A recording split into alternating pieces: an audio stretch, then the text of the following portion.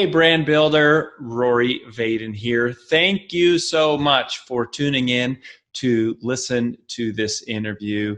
We are so excited to bring you this information and wanted to let you know that, hey, there's no sales pitch coming from anything that we do. This is all our value add to you and the community. However, if you are somebody who is looking for specific strategies on how to build and monetize your personal brand, we would love to talk to you. And we offer a free call to everyone that's interested in getting to know us and is willing to give us a chance to get to know them and share a little bit about what we do. So if you're interested in taking us up on a free strategy call, you can do that at brandbuildersgroup.com/summit call. brandbuildersgroup.com/summit call. Hope to talk to you soon. On with the show. Now, you all know when I bring someone on the show, it's almost always somebody that is a personal connection. There is one other time when we had Kristen Giesa on to talk about television. And today I'm introducing you to a new friend, Liz Forkin Bohannon, who was a cold media outreach from her PR team to us. But you'll see there are lots of great reasons why we have had her on the show. She's amazing. And I just realized she spoke at Global Leadership Summit last year, which are some of our best friends. We love the Global Leadership Network. I'm sure some of you listening probably saw me speak there and saw my pal Jason Dorsey speak there last year. But anyways, Liz got a chance to speak there because she's incredible. So she founded a company called Sseko Designs, and it is an ethical fashion brand that has gone from literally like 3 women making sandals together under a mango tree in Uganda to this international fashion brand that's been featured in Vogue and O Magazine and Marie Claire and In Style and Red Book. And it provides employment and educational opportunities to, and just like entrepreneurial training and education to women all in East Africa and across the globe. And, so Liz and the Seiko story have been featured on Shark Tank and Good Morning America and just lots of other places. And so anyways, we're realizing we have all these connections. And anyways, Liz, welcome to the show. Thank you so much for having me, Rory. Quite an honor to be one of 2 non-personal connections. So I'll look forward to, anytime after this will be considered personal connections from here on out. This will be the last time we ever connect in a non-personal connection way. I love it. Yeah, well, and I think, I know that your real business is Sseko Designs, which I want to talk about, but like to that point for everyone listening, you've done a great job of using your personal brand to build a real business. Like I get the sense that you are a true entrepreneur. You have your book, Beginner's Pluck, which y'all can check out. We'll put links to that, but it's like what you really have used your personal brand to do is like forward your mission and your work as an entrepreneur. Is that accurate to say?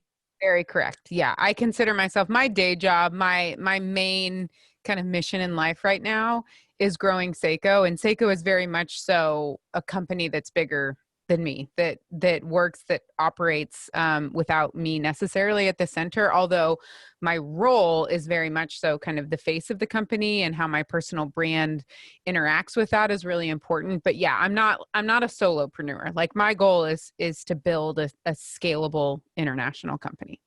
Yeah, and can you give us so can you tell us a little bit about the story of Seiko? Because I do want to hear about how you've used your personal brand to build it, but just like some reference and context to how this thing got started to it's become, this very recognized, just almost like a social like movement and the good work, like social conscious, like a conscious company.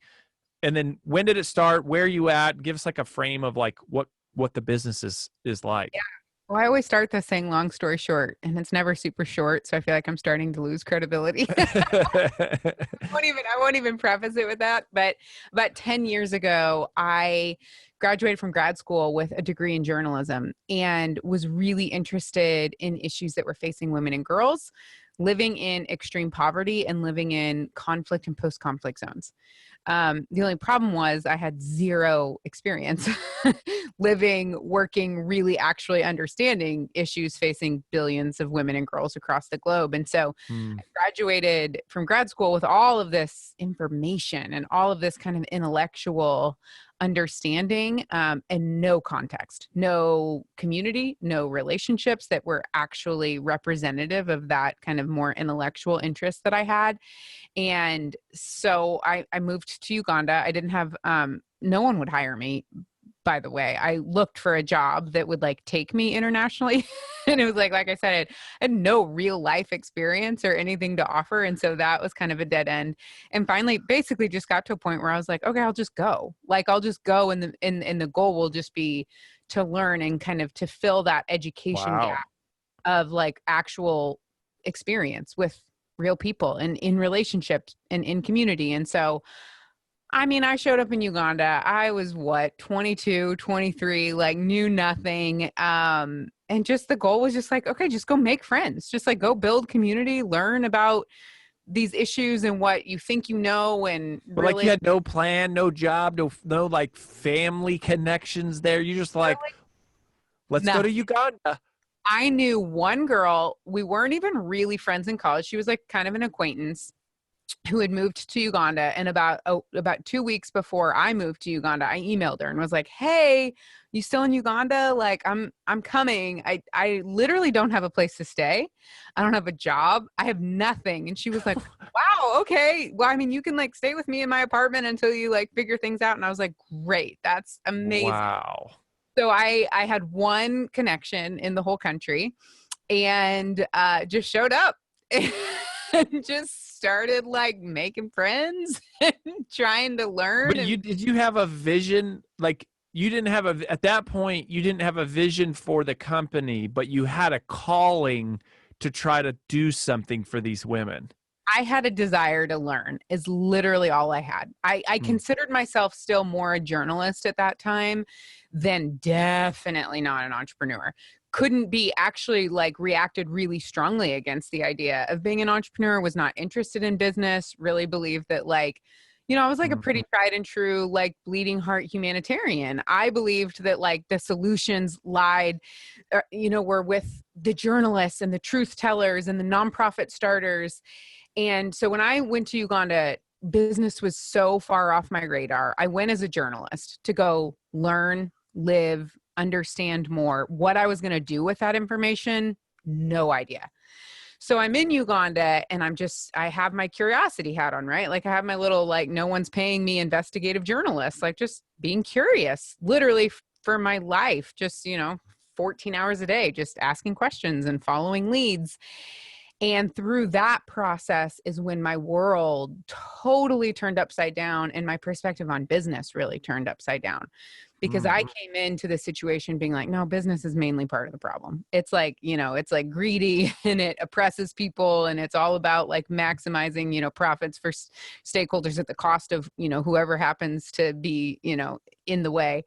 And what I realized through a series of events and learning is like, oh my gosh, it's such a big part of the solution. And the mechanics of like capitalism and business and building economies and creating employment, like so many of the problems that so many charities and nonprofits exist to solve wouldn't exist if people had access to good jobs where they were treated fairly, where they were paid on time, where they were safe, where they were treated with dignity. And that's not to say every single problem can be solved with a job, but a lot of them can. And so in Uganda, it's like, Uganda has one of the youngest populations in the entire world, and yet their youth unemployment rate in some parts of the country are 80%. And so just kind of like thinking through my understanding of how development happens completely turned upside down. And I was like, oh my gosh, if I want to contribute specifically to enabling really high potential young women to kind of further their leadership and educational journey, which was my heart, was like, okay, I know if there's one thing that I can buy into, it's that educating a girl can change everything, and that gender equality and that creating access to economic and educational opportunity for girls, specifically girls in the bottom billion, so those living in extreme poverty, is one of the fastest, most effective ways of ending global extreme poverty. How we do that became definitely an evolution, and using business as a tool to actually use that to solve the big problem is kind of, I mean, that's a big shift, like going from like business is the enemy to, oh crap, like business is the solution. And then you're also going, I don't know much about business. I mean, I'm guessing like you're, in your 20s, like a master's degree in journalism. I hadn't taken a single business class in my entire life. So far off. So then I guess you have this realization, and from that you go, what could we do? Like, what resources exist here that we could turn into a company that we could sell something to create income and jobs for people and a service for customers? Is that basically it? Totally. So it was all backwards in the sense that I didn't start with a customer problem. I started with the problem of like, the present issue, which was I had met a group of girls that were getting ready to graduate from high school, wicked smart, top 5% of students in the country were getting ready to go into like a 9-month gap in between high school and university, gap year that everybody in the school system in Uganda experiences, and knew that there was a real likelihood that they wouldn't make it onto university, not because they weren't smart enough, but because they wouldn't be able to find a job during that 9-month gap. And so started out with my big hairy problem was like, solve the 9-month gap. How we did that, like what we were creating, what we were making, I literally couldn't have given a flip. Like it was, I started a chicken farm and was like, oh, I don't know, let's do chickens. Like this seems viable. And then I was like, what am I doing? No. I don't want to run a chicken farm. Like I'm not going to be the chicken lady. I can't be the chicken lady. The chicken farm is not the answer. No, it was not the answer. And it wasn't because I didn't know, because at the end of the day, I didn't know anything about what I ended up doing, but I didn't, chickens are gross. They freaked me out. It sparked zero joy. And that became very clear. And then, so I was like, okay, we can't do this. I need to make something and ultimately probably sell it in the United States. There's a real, hunger and desire to get US dollars and build up export markets. And so I was like, okay, there's probably more of a pathway for that. And I know I'm an American woman. I kind of know that market. I don't have professional experience there, but I have a lot of intuitive experience there. And so ended up designing a pair of sandals. And again, at the time I was kind of like, chicken, sandals. I'm not really passionate about either of those. You were solving the problem, not for the customers, but for the employees. Totally. Yes, exactly. And so ended up making these sandals, which actually were really cool. And I think if I would have started with something more like, we sell jewelry now too. We're a whole lifestyle brand. So we do footwear and apparel and leather goods and handbags and jewelry as part of our business. And our jewelry business is great. I think if I would have started there, I would have really struggled, because the kind of fair trade, ethical jewelry market, there's a lot of options there, because just the barrier to entry to jewelry is a lot lower. And our product was pretty neat. It was a pair of these, it's still one of our kind of flagship products. It's got a leather base, and then these 5 anchor points and these interchangeable straps. So the deal is you buy the base, and then you can buy multiple pairs of straps. You can tie them and style them in different ways. So it's a really unique product. There was nothing like it on the market at the time, and it's really interactive. So the customer gets the product and she immediately starts playing around with her sandals, and she's like, oh, look at this tie I invented. And the likelihood that she's like, oh, so I'm going to take a picture of it, and I'm going to put it on. At the time it would have been Facebook or like Blogspot, and talk about how she's styling her sandals. Check out my MySpace profile. I've got all my pictures of my best Seiko ties. Exactly. It's a super interactive, kind of versatile co-creating product, which is cool. It kind of got the energy that it did. In the beginning, was that lucky? Like, did you design it that way? We were like, I'm going to let them. Yeah, no, it was, I would say it was more plucky than lucky, if you will. Yeah. No, there was a real thought. I think honestly, because I came from a background where wasn't particularly interested in fashion. I've always been really drawn to the idea of versatility in fashion. So how can one product serve multiple purposes and solve multiple problems and be clever? I think I'm really drawn to like clever things, as opposed to just like make 1,000 designs that each can be worn one different way. This idea of like, but what if we could make one thing that could be worn 1,000 different ways? And so it really, when I got home and started selling the product, I realized that we did kind of have that magic 1-2 punch of, one, the product was interesting. It was clever. It was something that people wanted to talk about. I think you're onto something when people are like, oh, I thought about something like that before, or they like say something like that and you're like, oh yeah, but you didn't do it. I did, but it's like almost this sense that it's like, oh, I think maybe I invented that, or maybe I had a dream about that, Yeah. And that combined with the story, which like, hey, you're going to go buy a pair of new sandals this year anyway. Like you're going to go to Target, you're going to spend $25 on a pair of sandals. They'll last you maybe a year, maybe 2 years. You have no idea where they came from. You have no idea what the impact is. Or you could buy sandals from us. And in addition to getting this really cool product, you can be a part of this really rad story. Like there's these awesome, badass female entrepreneurs in East Africa who are going to go on to change the world. And like by buying sandals from us, you get to be a little part of that. And that's pretty. And so what's the scope? What's the scale of the company today?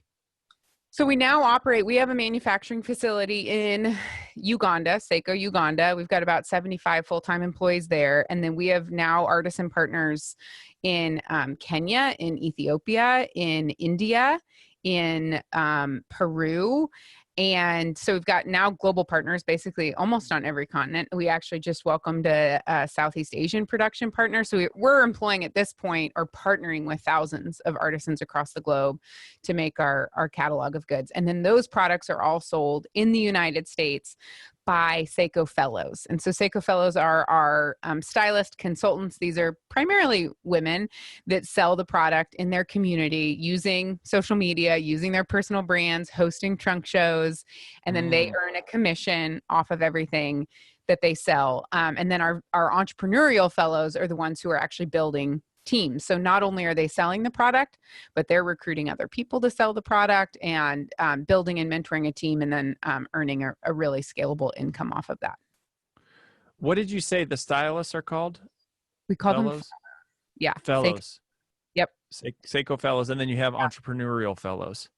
Yeah, well, they're all called Seiko Fellows, but like in every, kind of network marketing, we have different levels. So we've got women that are like, I love this. I love the mission. I love being something that makes me feel so good. And I like earning really beautiful product for my wardrobe that maybe I wouldn't spend on myself otherwise. And so I'm going to host 3 shows a season and earn a couple $100 and get free or discounted product.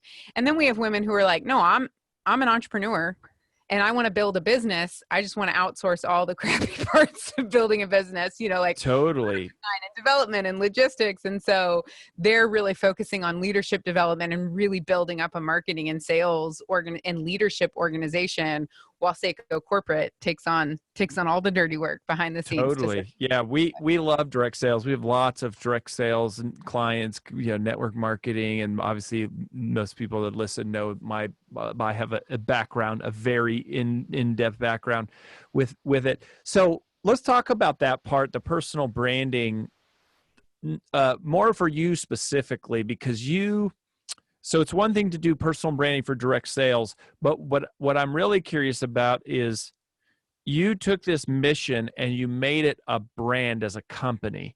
You started a business and you're not monetizing your personal brand through selling like advice or anything like that. And also you're not selling a service really. I mean, the direct sales is kind of an opportunity, but the brand itself, like you took your personal brand and so like, how do you think about the relationship of your personal brand with your business? And like some of the practical questions we get.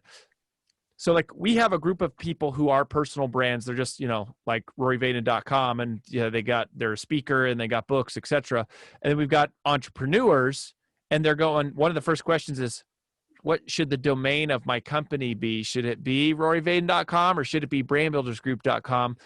Like we have that for our actual company. Mm-hmm. So how do you balance that relationship? How do you think about your personal brand as an entity in relationship to this business that you're building and to this corporate brand? Like, you've got your personal brand, but you've built this amazing corporate brand, which also is socially conscious brand that has a lot of equity. So what are some of your thoughts and philosophies there?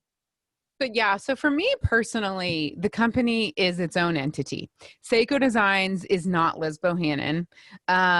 They're very related, obviously, because I'm the founder, I'm the spokesperson, I'm the chief, I speak on behalf of the company, and I'm really the chief storyteller, the chief inspirer, the chief connector, whether that is for our customers, whether that is for our fellows. But I would say actually since the very beginning was very clear about this is going to be a business, and this is going to be a business that's going to be bigger than me. And I actually don't want to be the center of it. I want to build an organization. I want to build a brand that exists maybe not even necessarily outside of me, but that's bigger than me. And so my perspective on growing my personal brand, at least up until now, for the last 10 years, has always been like my personal brand is in service to this larger organization. I'm much more at this point interested in using the opportunities that I get as a human person to build this larger organization than I am in building up my personal brand.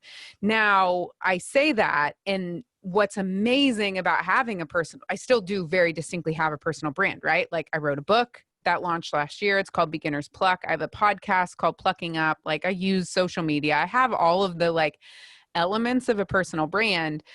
I think my framework for the question of building and website. I mean, like a whole, you have a separate website. Yeah, the whole thing. Yeah. The question I just ask myself is does this go to actually serve my main goal right now, which is growing and scaling Sseko? But what's awesome is that when you have a personal brand that is compelling, and I hold, they're not one and the same, in the sense that I really use my personal brand to talk about things that I care about on a personal level that aren't necessarily like Seiko's core values or brand. So there is separation between the two. Like, if you follow Sseko Designs on Instagram and you follow Liz Bohannon, you're going to have two pretty different experiences. But what's so amazing is the access that I get because I'm a person who cares about a cause and has expertise in that area to share about my company. It's remarkable. Like, if I could quantify the amount of free marketing and advertising that Sseko has gotten over the last 10 years because of the opportunities that Liz Bohannon has actually gotten. Like, people aren't inviting the CEO of Sseko. They're not looking for a representative from Sseko to come talk at this event. They want Liz Bohannon to come share her experience, her story, her expertise. But because what I care about, and because my mission and my philosophy on life is so tied up in the values of my brand, I get the opportunity to share the brand story. And it's like Global Leadership Summit that event is the biggest speaking event in the world. In the world. And that's amazing, because you get, not only do you get free marketing, you get paid, and you get the marketing. Like, you get paid to share your story with people around the globe. That's incredible. Yeah, it is a really remarkable when you can make it work, the value that can provide to the entity, to the organization that you're building is, I really do believe it's unquantifiable. And I think that there is a real legitimacy play there as well. Like, I know for us being a direct sales, a multi-level marketing company, when I'm recruiting or when someone else is recruiting to come be a part of our company, leadership development, it's a big part of our industry. Like, people are joining a company, one, because they want to sell a product, they want to earn an income, they want to be a part of a community. They also want to better themselves, right? Like, they want to push themselves. They want to, they want to learn how to grow their own businesses and grow as a person. And so when the leader of that company has all of this external validation in the leadership realm of our CEO is really highly sought after and valued, and all of these other spheres to come teach her leadership knowledge, And like, we get that here at our company just by like, I go live on Facebook all the time with my fellows. I'm way more active with our internal community than I am even with our external community. Cause I'm like, I'm going to give you my best. Like those followers on Instagram, those people that go to my website, like I love them. And I really want to create content that serves them. But heck, if I'm going to, we only have so much time and energy in a day, right? It's like, I would rather pour my resources, my time, my best into those people that are then going to go out, because they're the magnifying voice for the brand, for the impact. And so it's like, that's how we create and really scale impact. I don't think I do it through me and through growing my personal brand. I think I do it by equipping, using my brand to then go equip and inspire thousands and thousands and tens of thousands of women to then go do that in their community.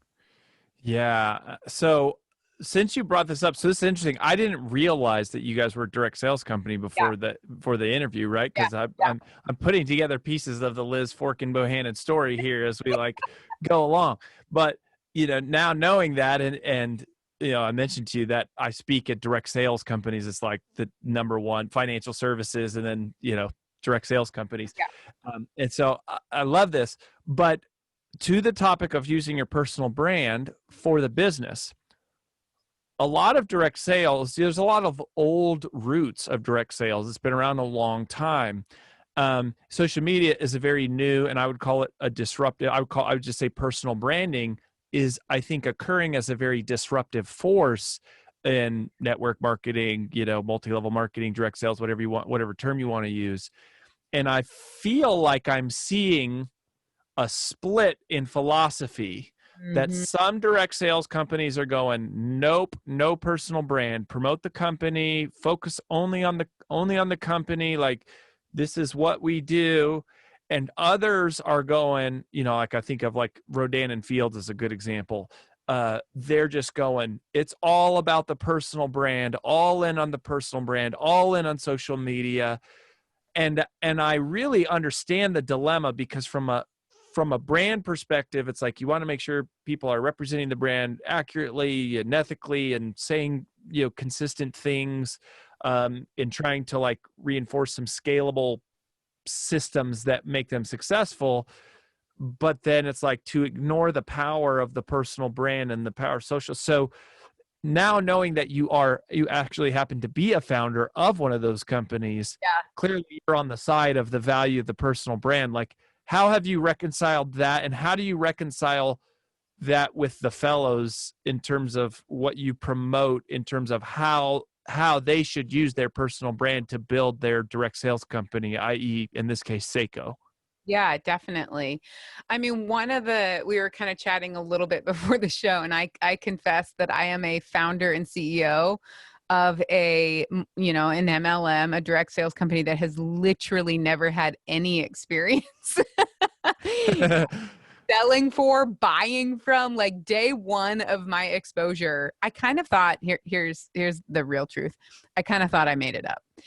I was so unfamiliar with the industry that I like had this whole thing, and I was like, we did these party in a boxes, and I would send a box of product to, it was usually at the time it was like college students, and they would, like host an event on their college campus and literally like send back an envelope of like cash, and I would let them keep some product in exchange.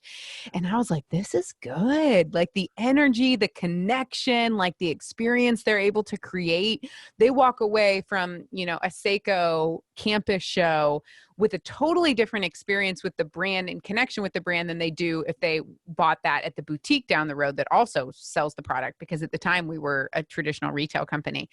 I have to just interrupt, because like in my mind, I can't help but laugh, because you're like this bleeding heart journalist chicken farmer to multi-level marketing, like direct sales. Like the pendulum has swung pretty far in terms of how most people view it, but all based on this realization to solve this problem of giving women opportunity in these developing countries, both economic and educational. And I just think it's so ironic and radical and fun to see this how your life has gone in this, where you're like, I invented this awesome model of party planning, and then you can recruit somebody and get a percentage. It's just awesome. It's awesome.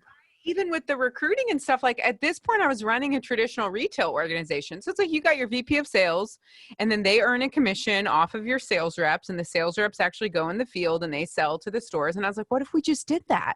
What if it was the same, but it was just like with individuals instead of with stores, right? So you're totally right. And I honestly, this is where, my book, Beginner's Pluck, is kind of all about how your incompetency, you're unknowing of how the industry works, of how it's always been done, of the rules, could be your superpower. If you understand how to be really intentional about harnessing it and using it to your advantage. And this would be a really good example of, had I known, I wouldn't have done it, in the sense that I think I would have had all of these preconceived notions about what MLMs are and who I am, and and my goal in the world. And I think I would have probably there would have been too many reasons for me to talk myself out of it.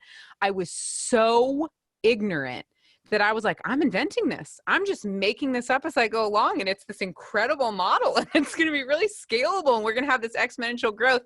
And then what that enabled me to do is to take the roots of the model, to take the structure, to take the skeleton, which is brilliant. It's just amazing, and build it out and layer on top of it a different way of thinking about it, a different reason. Like 80% of the people who are in our community selling have never been a part of an MLM or direct sales company before. Sure.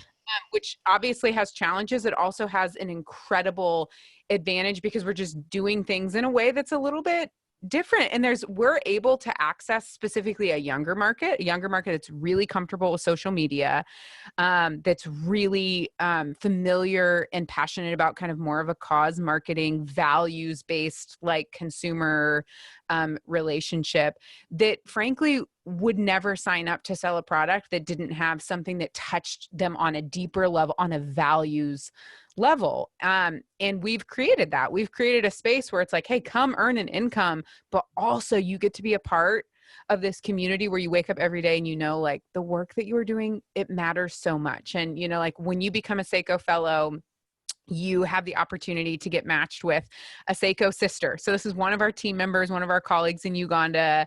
You take a quiz. So you each kind of put in your like preferences in life, and we match you up with somebody. It's like, hey, you actually have a lot in common. Like Susan from Minnesota, you've got a lot in common with Sharon, who's our head seamstress in Uganda. We connect them. They learn about each other. They can actually write letters back and forth. Our top incentive trip. So, every MLM sends their people, our top incentive trip is an all expenses paid trip to Uganda, right? Like that's not normal necessarily. That's not like like we're going to have the experience of a lifetime. You're going to meet your Ugandan colleagues. You're going to learn how the products are made. We hang out in the factory. We do dinner in one another's homes. Like it's a different flavor, but the model and the structure of it is still the same. Yeah.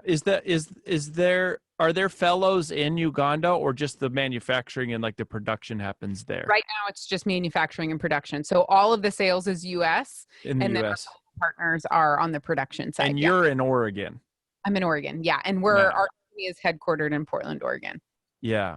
Wow. Well, that's just, it's fascinating. I'm glad you mentioned that, because I wanted to come back to the concept of pluck. The book is called, your book is called Beginner's Pluck. It reminds me almost of a little bit of the Malcolm Gladwell, David and Goliath, where, that book talks about how everyone assumes that David was the underdog, but in reality, he was much faster. He didn't have a lot of the weight. It was a sunny day. He was nimble, et cetera, and how the underdog isn't always the underdog you think. And that as an entrepreneur, I mean, it seems like that's kind of the premise that you're saying, is that there's a brilliance in that unknowing, that you don't talk yourself out of something. That's basically what you're talking about, right? Totally. Yeah. So the book has, there's 14 principles of beginner's pluck, things that I believe that natural beginners do naturally. It comes more easy to them. They do it more quickly. They're more familiar with it. And as we gain expertise and mastery, we actually lose those things. And I believe that over time, when we lose those kind of that ability to channel our inner beginner, we actually become less effective. We become less curious. We become less innovative over the long haul. And so it's all about like this concept of, if you actually are a beginner, here's what you just need to know, that this is your advantage. This is your secret weapon. So lean into it. Don't be afraid of it. Don't deny it. Actually lean into it.